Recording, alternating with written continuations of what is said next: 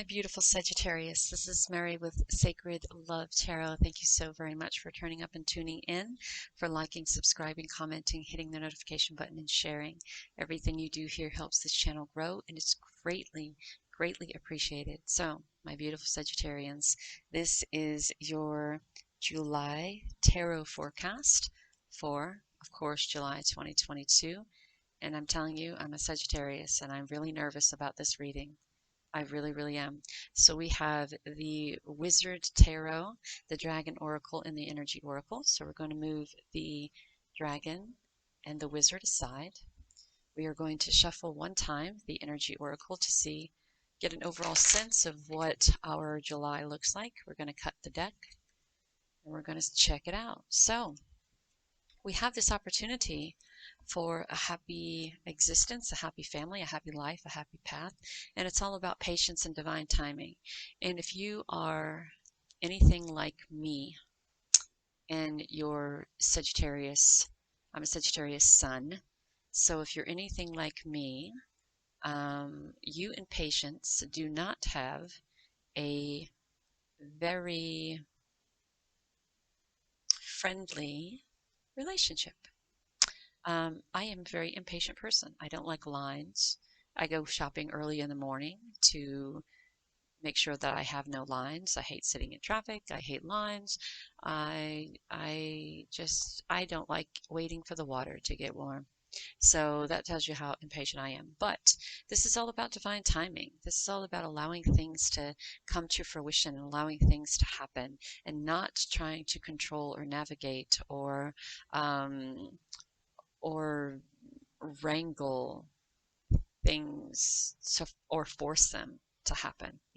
Sometimes we just got to let things be. Sometimes we just got to let things work out the way they'll work out. And this is all about divine timing. You have this opportunity to have a happy life, an abundant life, a peaceful and pure life. And trying to force that into existence isn't conducive to that happiness or that purity or that love, right?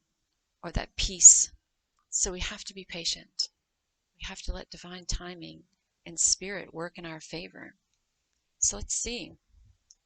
This is going to be interesting. We're going to shuffle it again and let one come out.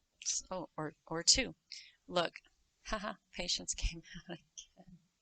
So, and what this is saying is, we have so many opportunities before us, Sagittarius. We have so many opportunities at our feet. We have so many opportunities that we can tap into and lean into, and we have this great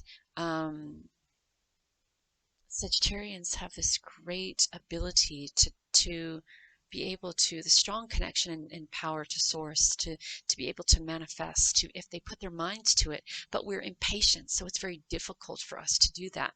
So the World card and the Patience card talks about allowing divine timing to happen. 333 just hit the clock.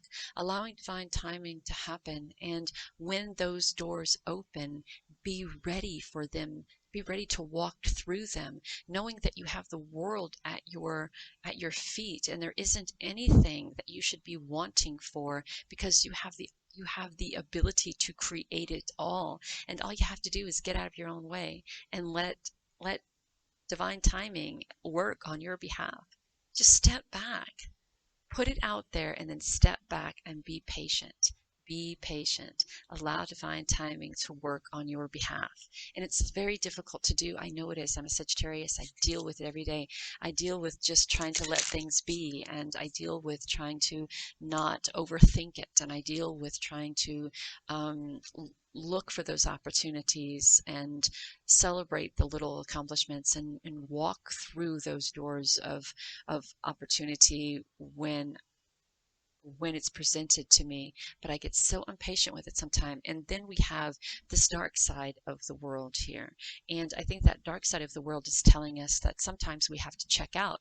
Sometimes we have to take a step back and reevaluate where we are, and do a once-over and see if where we are is where we desire to be, and if the opportunities that we are taking, if we are seeing these opportunities, and if we are allowing divine timing to work in its favor, and if we are listening to our intuition, and if we are working on ourselves, and that part of ourselves that really needs our attention, getting out of our head, stop listening to that little monkey mind, and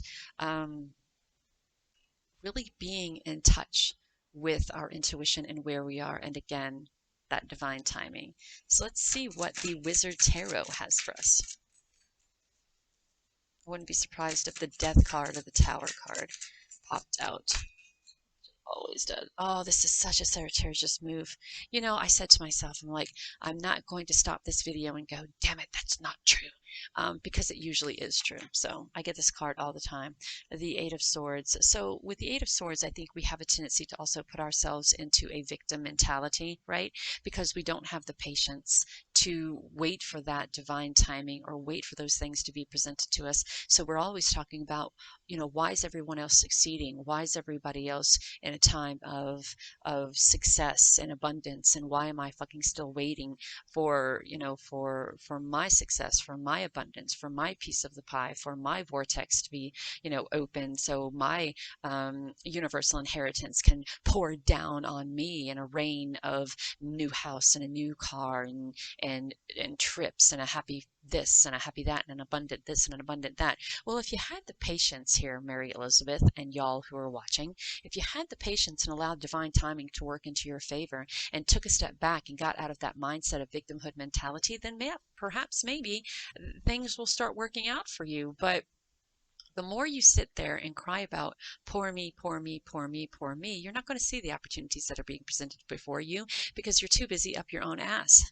So, and I'm talking about myself here too. I ain't calling anybody out. Look, now we have the Chariot. So we have to, yeah, of course, the Five of Cups. What did I just say? You know, that poor victimhood mentality. And how many of us are able to see the benefit of the loss of something and turn it into something beneficial for us? Look, we have the clock here, and the clock here keeps saying divine timing, divine timing. And then we have the Chariot, being able to see both sides of the situation. And look, in the Chariot, we have these two little meeper beeper things, and it's pouring the emotion into this lotus, and lotus is that connection to spirit and source. So we are moving into a time of this wonderful connection to spirit. We are moving into a time of this wonderful connection to source. We are fighting for the freedom to be able to move out of that headspace of victimhood mentality. And we have all of this creativity and all this passion and all this power within ourselves, but we can't help but to focus so much on the loss and the why not us, right? So we have to take that loss, that feeling of why not us, what about me, and we have to turn it into something beneficial for us. And again, this is about patience and divine timing and being open to the change and being open to the existence of something better, something wonderful, something creative and powerful and compassionate, and also that divine connection with our higher self, because we are so intuitive, as Sagittarians are so intuitive, and we are so filled with creativity, and we are so filled with the desire to go, to move forward, to move forward, to move forward. And then we put ourselves in this victimhood mentality when we are unable to step into this time of moving forward, and then we bemoan, we cry, we go on and on about how come we never see our piece of the pie? How come we never succeed? How come we never see our bank accounts blowing up? How come we never? Because we are in our own way. We don't allow ourselves to be patient. We don't wait for that divine timing to happen. We don't check in on ourselves, right? We don't take a step back from the situation and go, okay, so where am I sabotaging myself here, right? So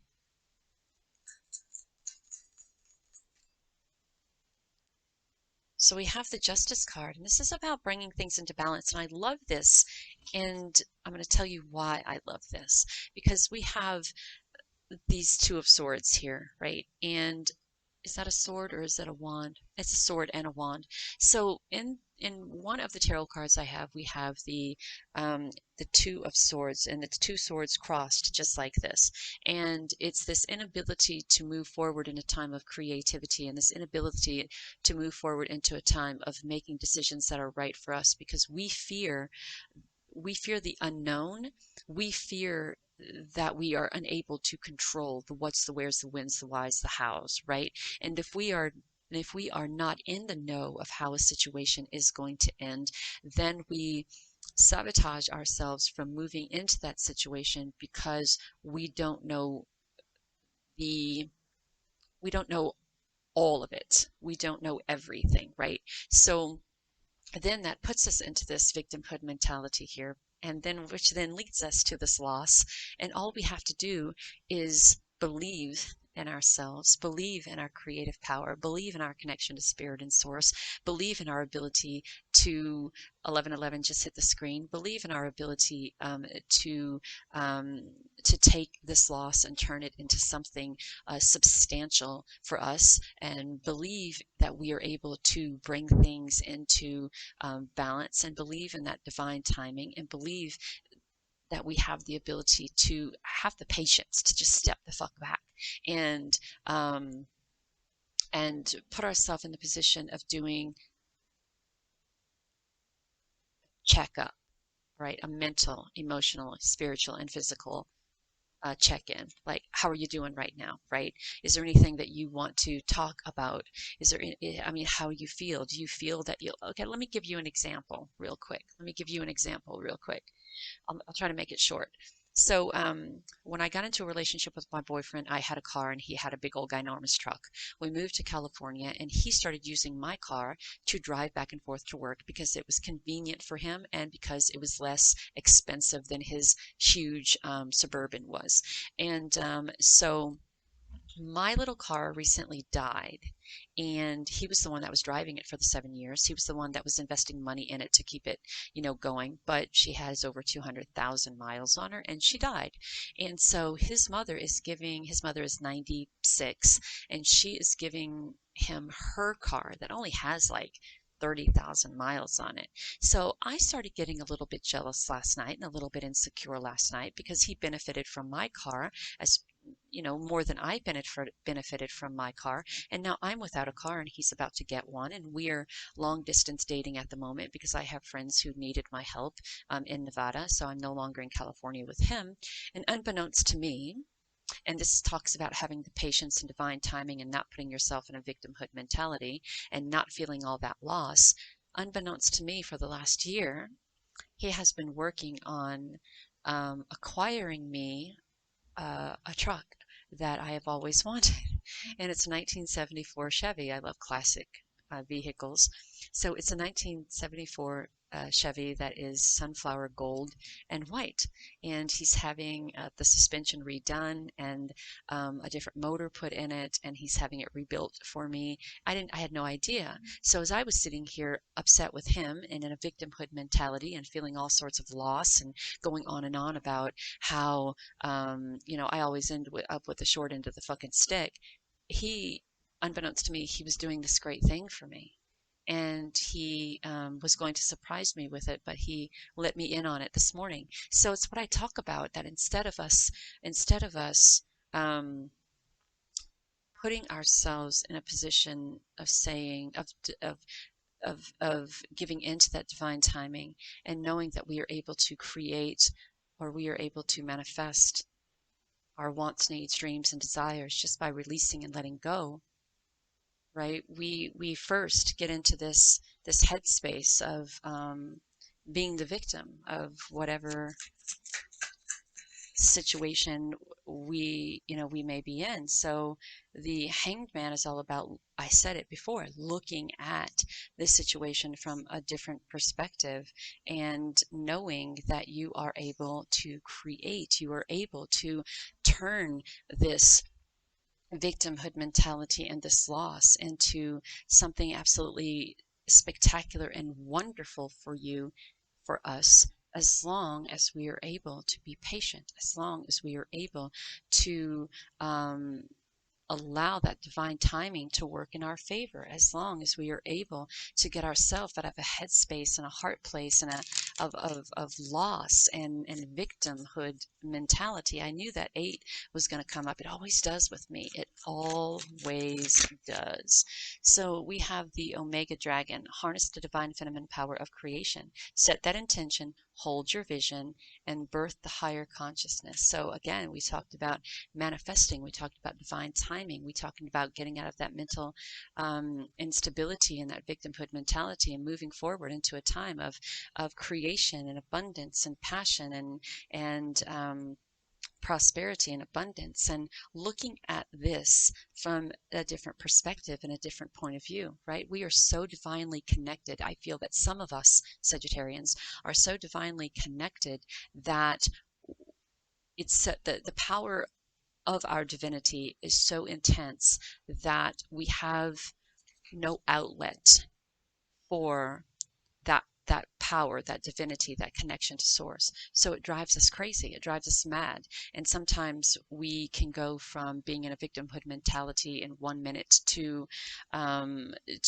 doing something completely opposite the next. And some people would call it, bipolar or ADHD or this, that, and the third. But I think I truly do, and I had this conversation the other day, that people, you see people talking to themselves, and people go, oh, well, they're crazy and they're this and they're that.